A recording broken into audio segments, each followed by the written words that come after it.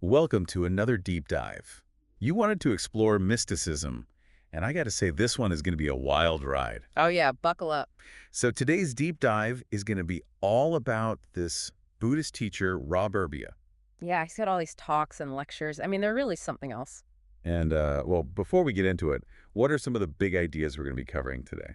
Well, I think the biggest thing is how our perceptions, the way we see the world actually shapes reality. Oh, okay. So we're not just talking about like mindfulness and meditation. We're going deep into some seriously mind-bending stuff. You got it. Burbea doesn't shy away from the big questions, like what is reality? How do our minds create our experience? And what happens when we let go of our fixed ideas about the world? I'm already hooked. And speaking of fixed ideas, Burbea talks about these two types of people, mystics and anti-mystics. It's fascinating, really. Mystics and anti-mystics. So are we talking like fortune tellers and skeptics? Well, not exactly. It's more about how people approach the unknown. Some are drawn to the mystery, the things we can't fully explain. And the anti-mystics, they're more grounded in what they can see and touch. You could say that. They're a little more hesitant to jump into the deep end of mystical experiences. So where do most people fall on this spectrum? I mean, am I a mystic or an anti-mystic? It's not about labeling ourselves. It's more about recognizing those tendencies within us.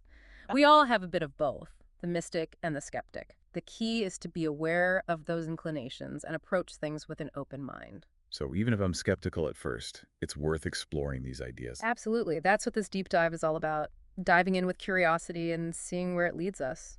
Okay, I'm game. Mm. So one of the things I've heard a lot about in mindfulness is this idea of being with things as they are.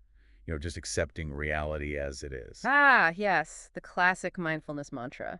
But Burbea actually challenges that idea, doesn't he? He does. How so? Well, he says that our minds are always filtering reality. Our perception shapes our experience. So there's no such thing as seeing things as they are without that filter. Hmm. Okay, that makes sense. I mean, we're always interpreting the world through our own lenses. Exactly. So this idea of a completely objective reality, a reality that exists independent of our perception, it kind of falls apart. Whoa, that's a pretty radical idea. Does he back this up with anything, or is it just like a philosophical argument? Well, he draws parallels to the observer effect in quantum physics. You know how the act of observing something can actually change it. Right, right. So it's like we're not just passive observers of reality, we're actually participating in creating it. Bingo. And that leads us to a really interesting question. If we can't just be with things as they are, how do we approach mystical experiences? How do we make sense of them?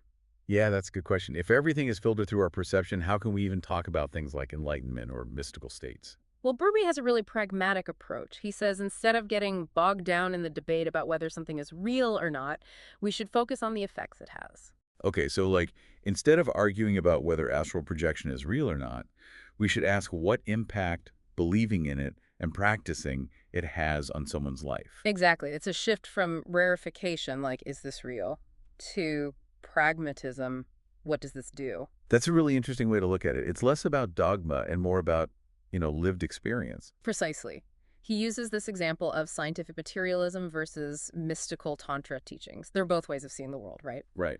But instead of getting stuck in the debate about which one is true, we can observe how those perspectives influence people, their actions, their understanding of the world. That's a lot more grounded, for sure. Mhm. It's like the proof is in the pudding. Exactly. It's all about the lived experience. And this leads to another fascinating idea from Burbea, the spectrum of fabrication. The spectrum of fabrication. Yeah, he basically says on one end, we have clinging, aversion, rigid beliefs that solidify our perceived reality.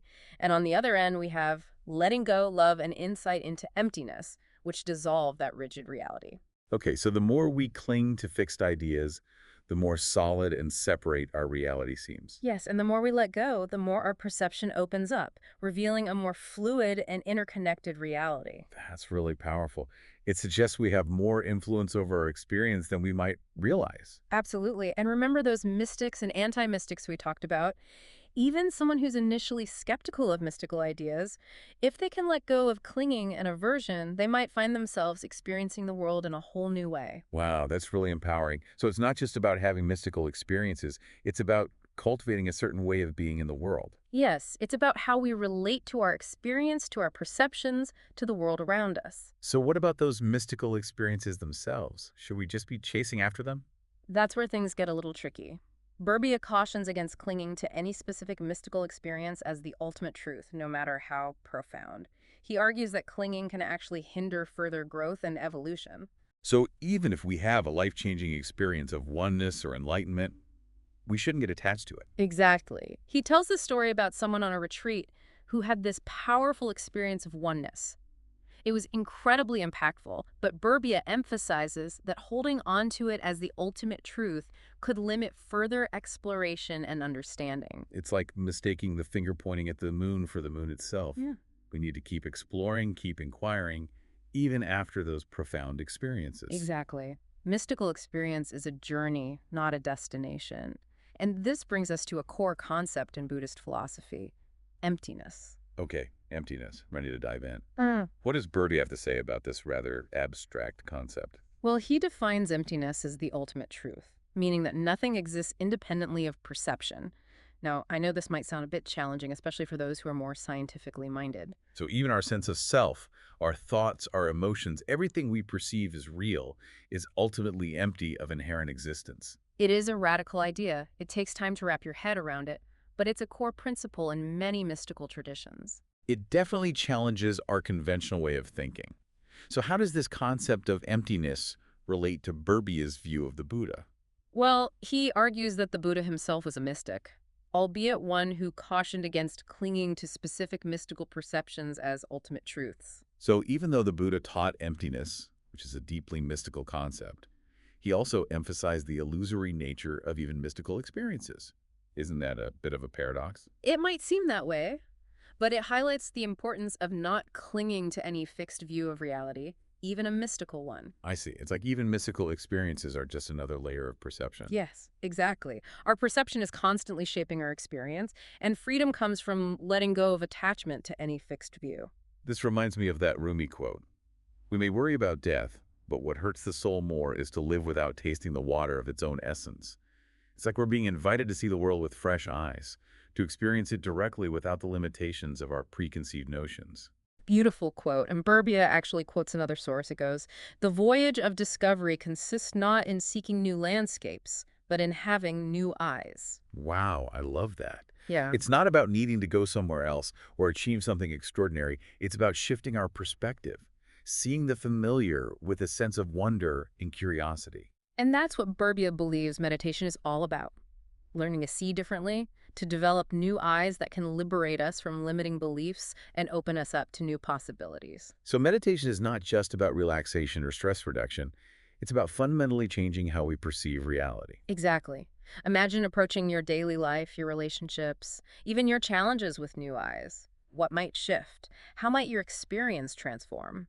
This is the power of cultivating a mindful awareness. That's incredibly inspiring. It makes me wonder what else might be possible if we could truly see with fresh eyes. It's a question worth pondering. And speaking of questions, Burbea also talks about the role of longing in our lives. Longing. How does that fit into all of this? He suggests that we may have lost touch with the language of longing in modern culture. He shares this anecdote about choreographer Pina Bausch, who asked her dancers, "What are you longing for? Where does all this yearning come from?" And he notes that this kind of language, this direct exploration of our deepest desires, is surprisingly rare in our day-to-day interactions. It's like we've become afraid to acknowledge our deepest longings. Maybe because we fear they won't be fulfilled or that they'll lead us astray. Perhaps. But Burbea sees longing as a powerful force, a source of energy and motivation that can propel us forward on our path. So it's not about suppressing our longings, but about understanding and working with them. Exactly. He encourages us to ask ourselves, what am I longing for? What is my heart truly yearning for? And to approach those longings with a sense of kindness and curiosity rather than judgment or fear. That's a beautiful way to think about it. It's about embracing the fullness of our human experience with all of its complexities and contradictions. Exactly. And speaking of complexities, Burbea also delves into the realm of ethics. Ethics. Okay. How does he approach such a challenging topic, especially within this framework of mysticism and perception? He questions whether traditional ethical frameworks, like the Buddha's 5 precepts, are sufficient in today's complex world. Right, those are basically guidelines for ethical conduct, like abstaining from killing, stealing, lying. But are those enough to navigate the challenges we face today? That's exactly what Burbea asks. He wonders, can these relatively simple rules adequately address the immense challenges we face today, like climate change, political turmoil, technological disruption? It's not that those precepts are irrelevant, but he's inviting us to really grapple with the complexities of our time and consider what it truly means to be an ethical human being in the face of these unprecedented challenges. It's like those traditional frameworks provide a foundation, but we need to keep evolving our understanding of ethics as the world changes. Precisely. He challenges us to move beyond simplistic solutions and grapple with the nuances of ethical decision-making in a rapidly changing world. That's bound to make some people uncomfortable because it doesn't offer easy answers. But it's an important conversation to have. We can't just bury our heads in the sand and pretend that the world hasn't changed. Exactly. And he even challenges this fantasy of a simplified life after awakening, asking, what if awakening is not about escaping the world's difficulties, but about developing the capacity to face them with clarity and compassion? Wow, that's a powerful reframing of the whole idea of enlightenment. It's not about transcending the messiness of life, but about engaging with it more skillfully. And that's where the idea of the meditator as a revolutionary comes in. Intriguing. What does he mean by that? Burbea suggests that engaging deeply with meditation practice can actually cultivate the courage to hold and respond to the world's pain. It's about developing a deep capacity for empathy and action in the face of suffering. So it's not about retreating from the world into some blissful state of detachment. No, quite the opposite. It's about using the insights and skills we develop through meditation to engage with the world in a more compassionate and effective way. This really challenges the notion of the meditator as someone who withdraws from the world. Instead, it presents the possibility of the meditator as someone who is deeply engaged with the world, working to alleviate suffering and create positive change. Exactly. And he even compares the Buddha to a modern-day obsessive, someone intensely focused on finding a solution to human suffering. This dedication and passion are qualities that he believes we can cultivate through our own practice. That's a really powerful image. It's like meditation is not just about personal transformation, it's about becoming a force for good in the world. It is. It's about recognizing our interconnectedness and using our practice to make a positive difference. This deep dive has been incredibly thought-provoking so far. We've covered a lot of ground, from the nature of perception and the concept of emptiness to the importance of allowing, the power of longing, and this idea of the meditator as a revolutionary. It's a lot to take in. It is, and I'm sure there's even more to unpack as we continue exploring Burbea's teachings. Oh, absolutely. We've only just scratched the surface. It's like we're being challenged to take these practices beyond the cushion and into the real world. Exactly. Burbea reminds us that the insights and skills that we develop through meditation can be incredibly powerful tools, for navigating the complexities of life and, creating positive change out in the world. So it's not just about personal transformation. It's also about contributing to a more just and compassionate society. Precisely. And he even uses the term revolutionary to describe, the potential of a dedicated meditator. That's a strong word. What does he mean by the meditator as a revolutionary? He's suggesting that by engaging deeply with meditation practice, you can cultivate the courage to hold and respond to the world's pain. It's about developing a deep capacity for empathy and action when faced with suffering. So it's not about retreating from the world Yeah. into some, blissful state of detachment. Yeah, quite the opposite. It's about using those insights and skills we develop through meditation to engage with the world in a more compassionate and effective way. It really challenges the common image of the meditator as someone who withdraws from the world. Instead, it presents the possibility of the meditator as someone who is deeply engaged with the world, working to alleviate suffering and create positive change. Exactly. He even compares the Buddha to, a modern-day obsessive, someone who was intensely focused on finding a solution to human suffering. And this dedication and passion, those are qualities that he believes we can all cultivate through our own practice. That's really inspiring. It reminds me of something we talked about earlier about, the power of ideas. Remember that James Hillman quote? The craving for new ideas and for intellectual skills to deal with the constraining effects of unthought ideas is a deep hunger in the American soul. Yeah. Perhaps this craving for new ideas can be a catalyst for this revolutionary spirit that Burbea is talking about. It's a fascinating connection. Burbea emphasizes that ideas themselves can be incredibly powerful forces in our lives. They give rise to emotions and even shape, the way we experience ourselves and the world around us. He's not just talking about ideas as, abstract concepts. Yeah. He's talking about forces that can literally shape our reality. Precisely, and that's why he emphasizes the importance of being open to new ideas, questioning our assumptions, constantly expanding our intellectual horizons. Because clinging to fixed ideas can limit our growth and keep us trapped in those old patterns of thinking and behaving. Yes, and he even suggests that a lack of passion for ideas can actually lead to inertia of the spirit. He quotes Hillman again, who says, "The deeper syndrome is inertia of the spirit, a passivity that feels no vocation and shies from imaginative vision, adventurous thinking, and intellectual clarification." Wow, that's a powerful image. Yeah. It's like our minds need to be constantly engaged, challenged, and nourished with new ideas in order to thrive. Exactly. It's about recognizing that our minds are not separate from our hearts, that our thoughts and beliefs, they have a profound impact on how we feel, how we experience the world. And it's about recognizing that we have a choice in how we relate to our thoughts and emotions. We can choose to be consumed by them, or we can choose to engage with them skillfully using practices like mindfulness and meditation to create space and cultivate that sense of clarity and freedom. This brings us back to the practice of allowing it, which has been such a central theme throughout our exploration of Burbea's teachings. He suggests that the more we allow ourselves to experience our emotions fully, without judgment or resistance, the more our suffering diminishes. This is because a lot of our suffering arises from our resistance to what is, from our attempts to push away or cling to certain experiences. When we practice allowing, we're essentially relaxing that resistance, Mhm. creating space for emotions to arise and pass without creating additional turmoil. And as Burbea points out, sometimes allowing an experience fully, it can even lead to its dissolution. It's Yeah. like the experience loses its solidity and grip when we stop feeding it with our resistance. This is a really fascinating observation, and it highlights the interconnectedness of our perception, our emotions, our experience of reality. It also brings us back to the concept of emptiness. When we allow an experience to dissolve, we're essentially seeing its emptiness, its lack of inherent existence. And this understanding of emptiness can be incredibly liberating. It frees us from the tyranny of our emotions and our thoughts. It's like we're no longer defined by our experiences, but rather we're able to observe them with a sense of spaciousness and detachment. Precisely. And the spaciousness allows for greater freedom and flexibility in how we respond to, life's challenges. Now, Burbea acknowledges that allowing difficult emotions can be really challenging.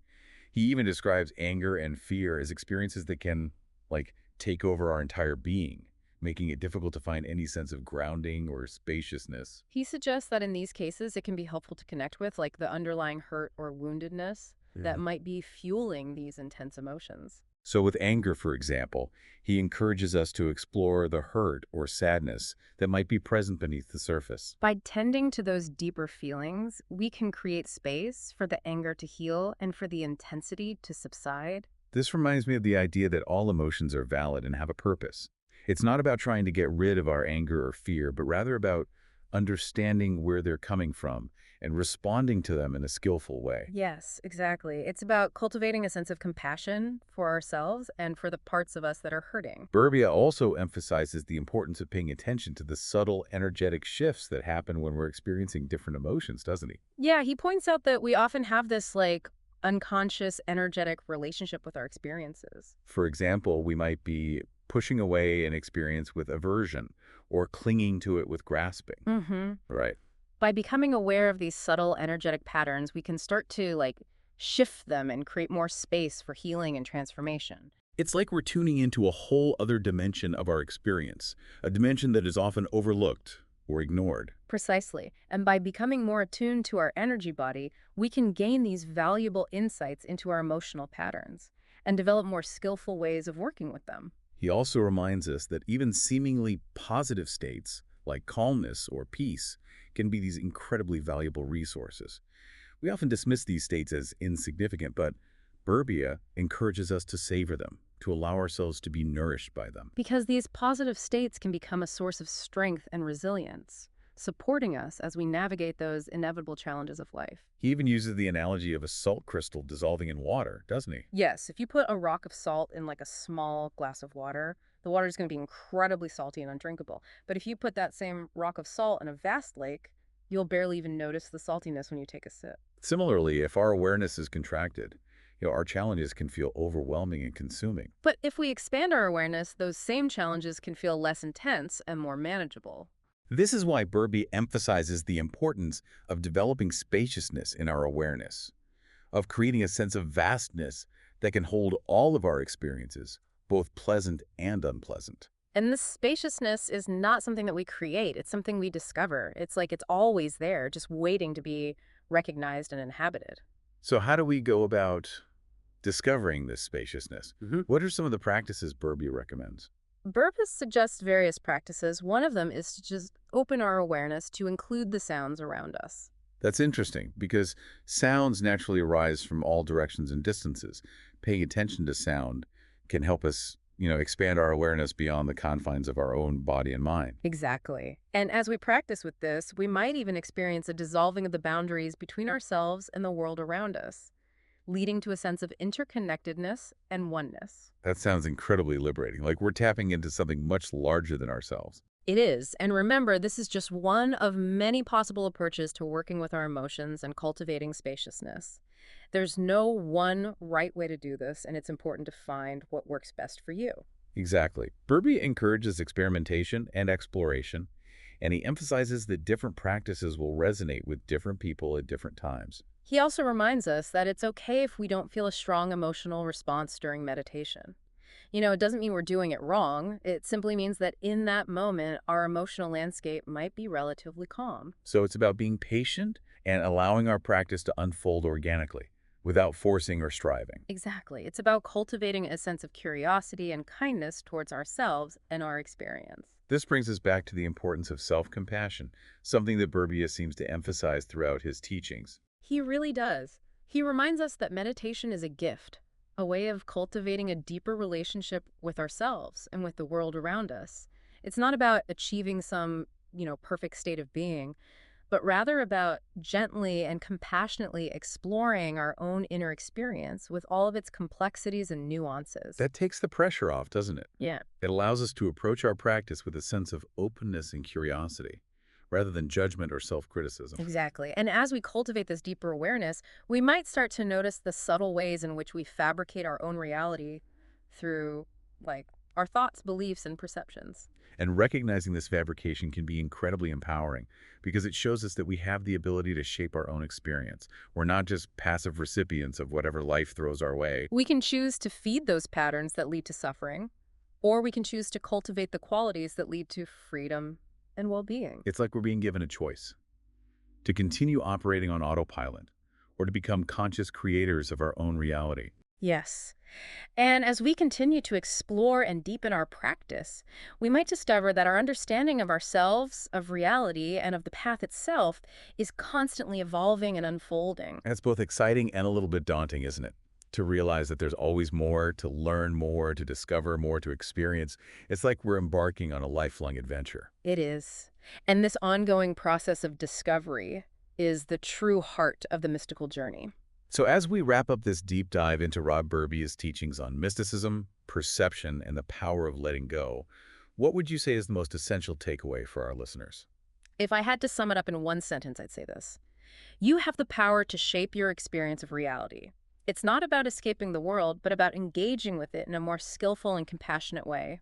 And Burbea's teachings offer a profound and practical path for doing just that. It's been an incredible journey exploring these ideas with you. I encourage our listeners to check out Rob Burbea's work and continue this exploration for themselves. Absolutely. There's a whole world of wisdom waiting to be discovered. Thanks for joining us on this deep dive. Until next time, keep exploring, keep questioning, and keep expanding your awareness.